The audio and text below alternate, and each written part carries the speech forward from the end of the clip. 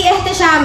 میری تقریر کا عنوان ہے انسانی دنیا پر اسلام کے احسانات. تو میں اللہ سے صحیح کہنے کی توفیق مانگتے ہوئے سوال کروں کہ اے بار الہ، انسانوں پر اسلام کے کیا احسانات ہیں؟ تو جواب میں سورہ بنی اسرائیل کی آیت نمبر 70 کہنے لگتی ہے وَلَقَدْ كَرَّمْنَا بَنِي آدَمَ وَحَمَلْنَاهُمْ فِي الْبَرِّ وَالْبَحْرِ وَرَزَقْنَاهُمْ وَمِنَ الطَّيِّبَاتِ وَمَا فَضَّلْنَاهُمْ عَلَى كَثِيرٍ مِّمَّنْ خَلَقْنَا تَفْضِيلًا کہ ہم نے آدم کو معزز بنایا ہے اور اسے بہترین روزی روٹی دی ہے. تو سورہ 3 میں 4 طرح کی قسمیں کھانے کے بعد اللہ تعالیٰ نے فرمایا لَقَدْ خَلَقْنَا الْإِنسَانَ فِي أَحْسَنِ تَقْوِيمٍ کہ ہم نے انسان کو صورت و سیرت کے اعتبار سے، صلاحیت و استعداد کے اعتبار سے، ہر غرض و استعداد کے اعتبار سے افضل و عرف و مکرم و اعلیٰ بنایا ہے.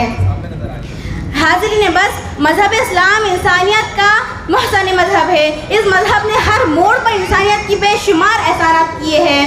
ذرا آمد اسلام سے قبل کا جائزہ لیا جائے تو یہ بات اثر من الشمس ہو جائیں گی کہ اس وقت چوری، جوا بازی، شراب نوشی، حرام کاری، بدکاری، وہ بچیوں کی زندہ درگوری، معمولی سی بات پر جھگڑا کرنا، قتل عام کا سلسلہ جاری تھا اور انسانوں پر شیطانی جنون طاری تھا. مگر جیسے ہی آفتاب اسلام کی کرنیں پھوٹنے لگی تو انسانیت پر اسلام کی روشنی پڑنے لگی. ظلم و بربریت کے بجائے رحم دلی، نفرت و عداوت کے بجائے صلح دلی، عورتوں کی بے عزتی اور بچیوں کی زندہ درگوری کے بجائے معاملے میں غمخواری اور فضائیں عام ہے لگی تھی.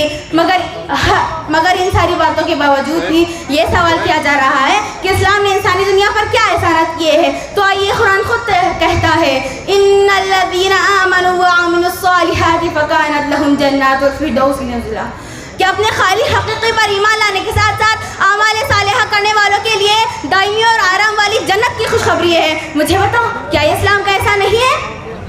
ملت کے ایک فرد کے قتل کو ساری انسانیت کا قتل قرار دیتے ہوئے من قتل نفسا بغیر نفس او فساد فی الارض فکانما قتل الناس جميعا. فرمایا یعنی کہ کسی نے جسی کا ناحق قتل کر ڈالا تو اس نے ساری انسانیت کا قتل کر ڈالا. مجھے بتاؤ، کیا اسلام کا احسان نہیں؟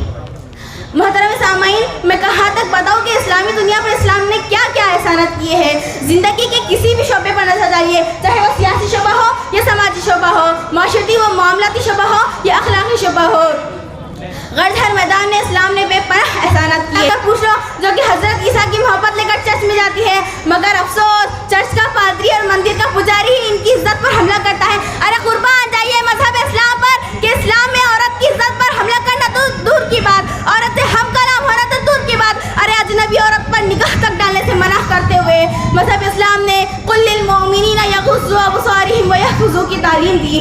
انصاف سے بتاؤ، کیا یہ اسلام کا احسان نہیں؟ میں کہاں تک اسلامی احسانات کو بتا دیا ہوں، پھر بھی آخر میں یہی کہوں گی کہ اسلام